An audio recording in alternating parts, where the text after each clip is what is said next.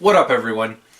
It is extremely unfortunate that it takes a tragedy to expose flaws, shortcomings, and just how broken a system might be.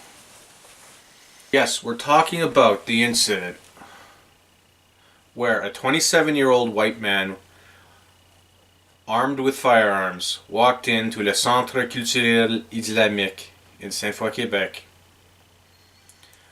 and to date, we know, has killed 6 people and wounded a further approximate 19.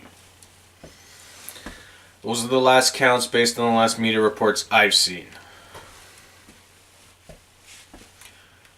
It's good that there are political leaders that are treating this event how it is. It's a mass shooting, yes. It's also a terrorist attack. It's an act of terrorism. This is clearly, even though we don't necessarily know why this took place,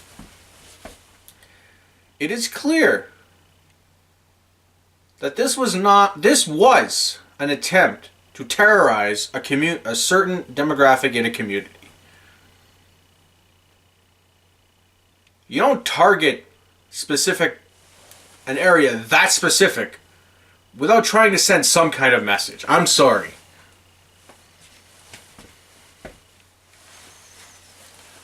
However, I don't want to speculate exactly why the person did what he did, what he was trying to accomplish.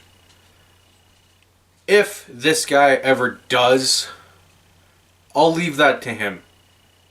What I found incredibly troubling with this whole matter was how it was treated in the media. Now, there are various explanations as to why I find it did get very much out of control. But first, let's dive into it a little bit.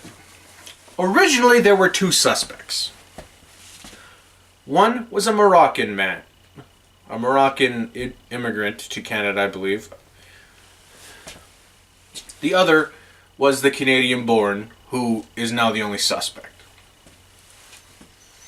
There were media outlets that did accurately report that there were 2 suspects, because at the time, that's what the police were saying. However,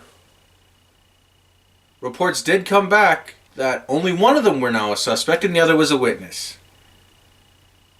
And some outlets took their sweet-ass time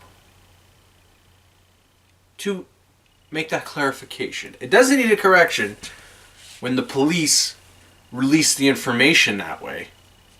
However, you do have a responsibility to clarify later on when new data is provided. The best example is how Fox News treated that, and I've seen the tweets. It's unfortunate. To their credit, the story has now been updated and tweet. I couldn't find the original tweet that still had this man as a suspect. Now, to be fair, the man that was a suspect and is now a witness apparently was in the mosque itself, had seen somebody approaching. This is after the initial shooting happened. Saw somebody with a gun entering, and it turned out to be a police officer. Now, this guy seeing only the gun being through a shooting apparently ran away from the armed person he was seeing in front of him. Now, to a cop, sure, that's suspicious. We're not criticizing the cops here. That would be suspicious. I would find that suspicious. You would probably find that suspicious. But once the not in that sense. Once the cops release proper information where they have actually gone through it and they found, okay, this guy has nothing to do with it, you owe it to your audience to actually clarify information or to fix an error. It shouldn't take a tragedy like this to expose stupid media practices. And in this case, it has shown that not only with the media choosing sides, like, and I don't mean like the side of the killer or the side of the victim. No, no, no. I mean political sides. Choosing their political team. Which team on the side of the political spectrum do they want to play for? Where they throw away objectivity. You couple that with also some trying to remain as neutral as possible, which isn't objective either. And then you mount it in this mentality where you got to be first at everything. You got to be the first one to break everything. To break every story. Now you're in a mentality, you're in an environment where false information is going to reach the surface no matter what. Because you got to be first all the time. First doesn't matter if you're not going to be accurate. If you're going to strive to be first, accuracy needs to be in there as well. First to accuracy. First to break accurate stories, not just first to break.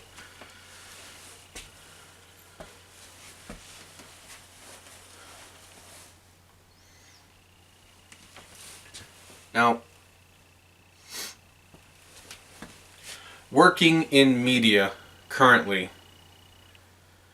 I could say there are other factors as well. I know there are cases where the police may not be all that willing. For whatever reason, they may not be able to release information, or they might just not be willing to release information.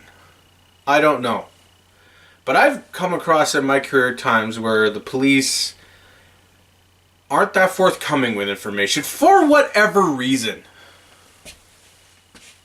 That could be stressful because people still want the news. People still want information. They still are looking to you for an explanation to what happened. Which is why that makes your responsibility even more important. To get it, if you're going to get it first, to at least get it right.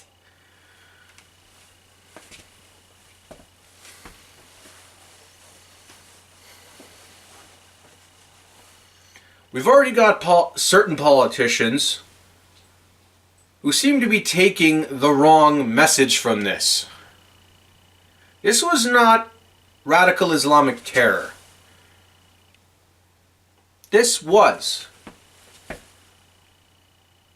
an individual who wanted to terrorize a specific part of his community. He doesn't speak for everybody who has his alleged views. Just like every other shooter of any other incident, of any other race, of any other religion.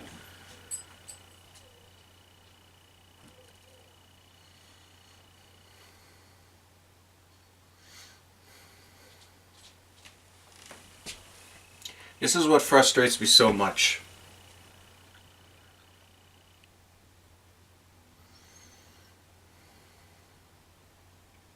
And it's disrespectful to everybody that is affected by this. The families, the people that are wounded trying to heal. It's offensive to them. Anyway, thank you for watching this video. I do appreciate it. Please leave a comment with your opinion on this whole matter and maybe how we could fix the whole situation. Consider subscribing, share the video, and overall, have yourself a good day.